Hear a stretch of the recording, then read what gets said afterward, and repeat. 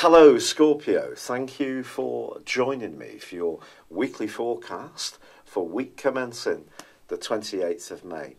This year just seems to be absolutely whizzing by, and here we are making our way into month 6. But this week begins with a hangover from last week's opposition between Venus and Saturn. Saturn, the grump meister of the Zodiac, in opposition to the planet of attraction. So when it comes to your interaction with others, it may not flow quite as sweetly as you would like. And it may be that you're still dealing with something last week which saw a chink or a crack in a relationship need to be scrutinised and perhaps need to be taken more seriously. But if you do encounter someone who seems a bit off or cold or cool as this week begins, this is why. However, on Tuesday there is a full moon in your sector of everyday resources, the second house, in opposition with the sun in the 8th house, which is about your longer term financial planning. Now, ironically, the full moon itself in Sagittarius forges a good link with Saturn, whereas the sun forges a much more strained angle to Saturn.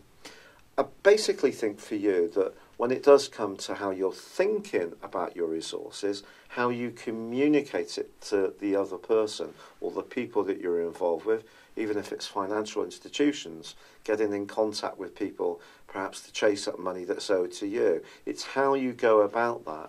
But Saturn is basically supporting you as long as you can stay as realistic as possible. What will help you to come up with a solving strategy is that Mercury moves midweek into Gemini, and therefore this is going to help you to probe beneath the surface if you do need to uncover any solutions, particularly in the second half of this week as Mercury forges a fab link with Mars in your sign.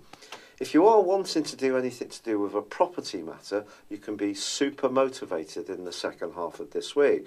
And if you're self-employed and work from home, you can also have success in the latter part of this week too, Scorpio. But as the week draws to a close, Venus goes into another opposition, but this time with your modern ruler of Pluto. Ooh, this is one of my favourite aspects of all, to be honest. Anything between Venus and Pluto fascinates me. Venus is about charm, of course. Pluto is about power. So if someone makes themselves known to you, comes into your orbit, perhaps in a romantic sense, it's quite flirty. It could be quite exciting, it could be quite intense. In an existing relationship, there can be a greater intensity around the intimacy part of your tie. But equally, someone could lay the charm on with such a thick trowel that it makes you doubt their sincerity. And if you get that gut feeling, then do listen to it. But equally, be conscious of your own motivations too. So whether it's in a relationship or a business situation or to do with money, just be cautious as this month draws to a close, this week draws to a close. So the week starts with Venus in opposition to Saturn. It ends it in opposition to Pluto. But that full moon is an opportunity for you to get clearer about the foundations in your world in terms of making sure the ins and outgoings of your finances work well for you. But Mercury and Mars can be big helps to you in the second half of this week. It's been a real pleasure being with you. I'd love it if you would like or comment on this video, or if you've yet to do so, can subscribe to my channel. But for now, good luck and goodbye. Thank you for joining me. If you'd like to know more, please visit my website at www.patrickarundell.com or download my free app in iOS, Google or Facebook at www.horoscope-ace.com.